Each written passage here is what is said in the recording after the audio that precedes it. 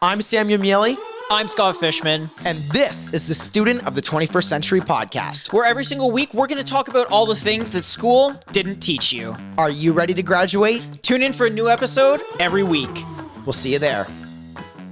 Ladies and gentlemen, welcome to the Student of the 21st Century podcast. I'm Scott Fishman, And my name is Samuel Miele.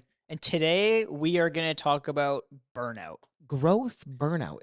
It's a topic not many people want to discuss. Not at all, and nobody likes to admit it, that they're burnt. You know what it's like?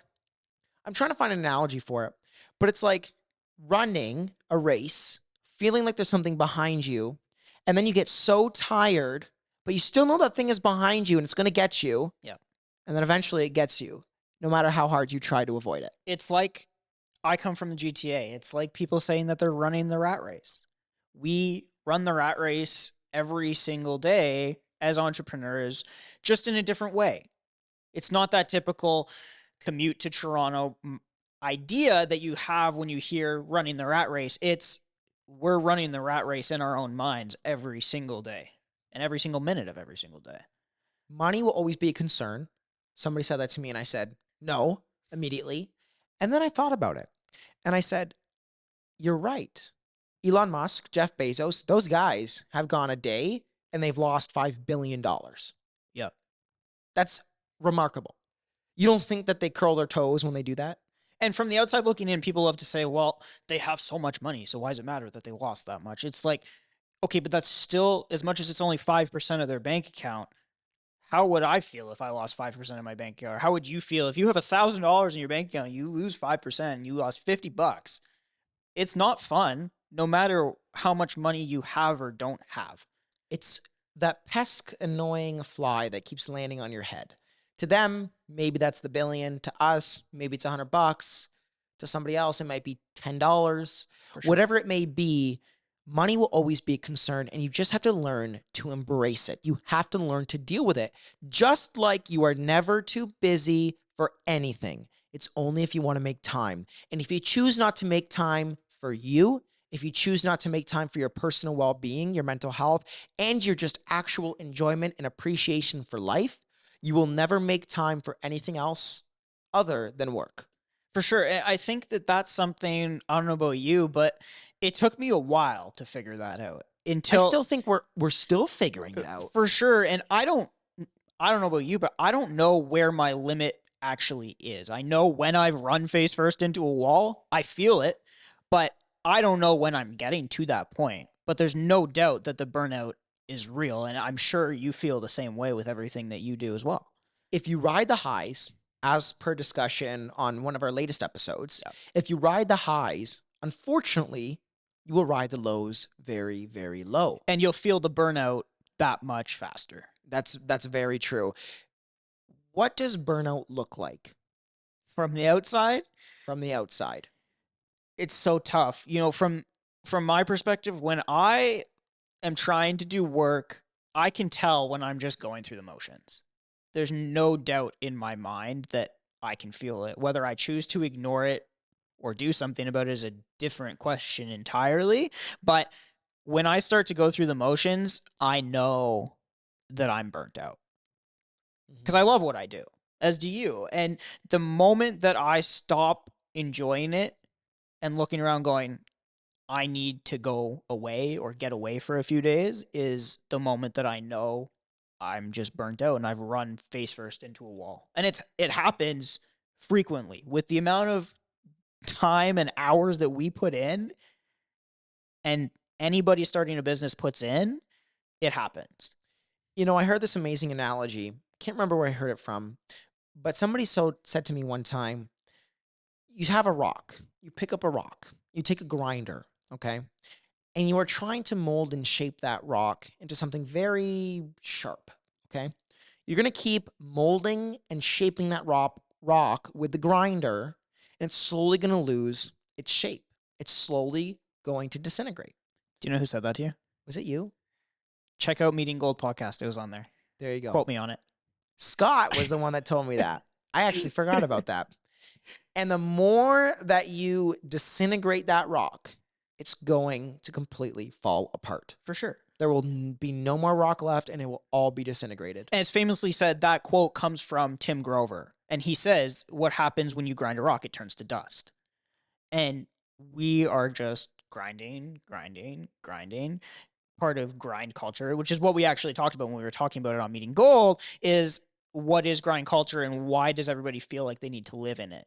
Well, personally, I don't know about you, but like I don't try to live in grind culture. It's just what comes with the territory when we're trying to build something so substantial, especially at such a young age when, we're just going for it. It's very accurate, mainly because a lot of people get caught in that rut.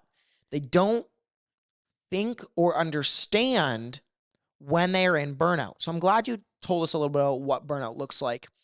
Now, how can we go about dealing with burnout? Yeah, personally, I mean, what I do on one of the previous episodes, we talked about scheduling and calendars, and that's something that I heavily believe in. Like, I have in my calendar Wednesday nights at 8 p.m., I go to Dairy Queen. It's in my calendar Really? every single week, and I religiously do it because if not, it's something I enjoy. And I need to have that little something. We go for dinner once a week, we put it in our calendar.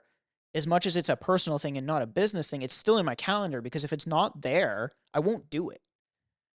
If Interesting. I don't put it in my calendar, I will do work.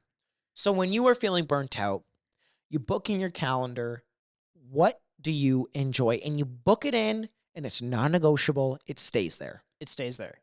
And one of the biggest things that I did too is when we're trying to build something as we are with our businesses and make it as big as what we want it to be and what we envision that aligns with our 10-year goals or 20-year goals even, the way I've done it, because I love to work, some would say I'm a workaholic. I've built things in that are technically work, but are also fun. So, for Like what we're example, doing. right, like what we're doing, like this is work, but it's also fun. But one of the other things I've done is I play soccer. So I play in a men's league because I grew up playing soccer at a very high level and I stopped. When I started working this hard, I stopped because I was like, I don't have time for it. Well, now I've shifted my own mindset on it and it helps me to avoid the burnout because what I tell myself is that I'm going there to network. Interesting. And that allows you to go more confidently to that soccer game, knowing that you're not wasting time. Right. Subconsciously, you're not thinking that. Right. Interesting. I want to ask you, when somebody is, in burnout and they're attempting their hardest to get out of it, what things can they learn from their past experience? Because otherwise, it will continuously be the cycle of up and down and up and down and up and even more down. I think it really just depends on where you're at with your business. I mean, for me, in the first year or so, I told myself, I'm going to be burnt out. There's unfortunately no way to avoid it. I want to build this. But with that burnout, I said, this is why I'm doing it. This is what I'm aiming for. And these are my goals. And I could live with myself knowing that I was burnt out, but I was still doing the work because I knew where I wanted to be. So do you think in the early years or in the early stages of your career, however long that may be, you have to, before you begin, come to the understanding that you will be burnt out, you Yes. will be tired. Yes. There's no way around it. None. How can somebody learn to embrace that in a way that maybe isn't a strong detriment to what they do or the work, especially if it's a quality based work? I mean, realistically, any sort of communication job or job that requires quality, say video editing or communication job as a real estate agent, Yep. you must be on top of your game 100% all the time. For sure. It's it's hard. I know a lot of realtors that'll tell their clients in their initial meeting, "Hey, I'm not available from 5:30 to 6:30 every single day." And that is their non-negotiable because they have dinner with their family. I know people that do that. Personally, I couldn't do it because I can't not respond when I see something come in, and that shows how mentally strong these people are that are doing that, but I can't do it, which the argument on the other side is that if you do that and you plan time that you're not going to be responsive, such as waking up at 5 a.m. and saying, I'm going to wake up at 5, I'm not going to check my phone till 7:30. Again, something that a lot of people I know do, but if I'm up, I have to be doing the work. I personally cannot do it, which leads to burnout sooner. So, do I look at it and say, well, one weekend every month, I'm going to go away or something like that? Or build, like I said, building stuff into my calendar that allows me to not feel constantly burnt out while And still tying it and to have work. things to look forward to. Right. I think that's absolutely crucial. You have to give yourself the next um, relaxation time because if you don't know when that is, I equate it to okay, you're at a personal training session and they say drop down and do push-ups. You want to ask how many because when you know how many, you will push yourself to do that amount. But if you don't know how many, you're actually going to get tired quicker because your brain and your mental state is telling you, well, I don't know how many I have to do, so I have to do, and then you immediately think, oh, I have to do 1,000,000. Well, I can't do 1,000,000, so I'm not even Right. going to do five. Right. And it's the same as when you go to the gym. If you go to the gym and you say, I'm going to go work out for an hour and a half on day one, you're not going to make it to day six Yeah. because you're not going to do it. It's baby steps along the way. I feel like I have to pry myself away, even just from the office. But one of the tips that I really am trying to utilize more is that now we have an office space. I actually don't even bring my laptop home. Now, I may stay later at work. I may stay at the office till 7, 8, 9 o'clock. But when I get home, there's zero temptation to put in more time because I literally can't even give myself that option. So, almost restricting yourself from doing that, from being given that, will blow it out of the water in the sense that you will have zero temptation Yeah. to even work. And one of the big things too that I found is you can't hold yourself to the same levels as other people because no two people are the same. Some people can work 90 hours a week and not be burnt out. Some people can only work 40 and they feel like they've run into a wall. So if you're one of those people that can work 40 hours a week, that's okay. You can't look at the people that are working 80 and go, I need to do that. Or why am I not doing that? Because then you feel the lows even more so. Yeah. When you were initially planning to be an entrepreneur and take on this role, did you get hit with the realistic kicker right away that you're going to have to put in this time? Was it something that slowly developed and you were like, wait, I'm not seeing the results I want to see. I've got to put in more time. It's a loaded answer because I come from a family of entrepreneurs. So kind of knew what went into it before I went into it. I mean, I have seen my parents work until 11 o'clock at night and start at 5 o'clock in the morning. And that is something that I grew up with. So it's a little bit different because I didn't come from a 9 to 5 family. So I knew what it was going to take for me to build something from the hours standpoint. And that wasn't something that scared me. Did I know entirely what it meant for me? No, there's no way of knowing. And there's no way of knowing when you're going to hit that wall. Now I can tell pretty well what I need to be doing to keep myself back from the wall that I'm not running face first into, Yeah. but at the same time, close to that wall because I like to push. I don't know about you, but like I push the boundary every single day of how much can I get done. Yeah.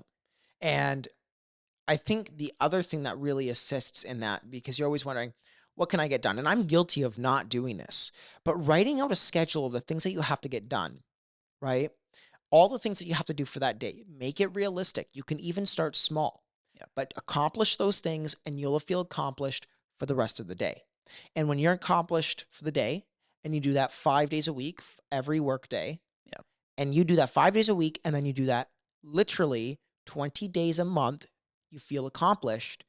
Overall, in that entire year, you will feel like you accomplished so much, and your results, whether they be financial, whether they be mental, or whether they be physical, will constantly and forever show greater than you not keeping track of the day to day. For sure. But I think one thing that does need to be noted on that is you can't look at it daily, weekly, or monthly. I think you need to wait, 6 months before you look back and go, wow, I've worked a lot, but I've also accomplished so much.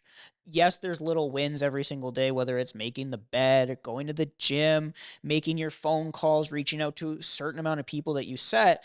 Yeah, there's minor wins throughout the day, but you're not going to see that instant result. So the instant gratification isn't necessarily there.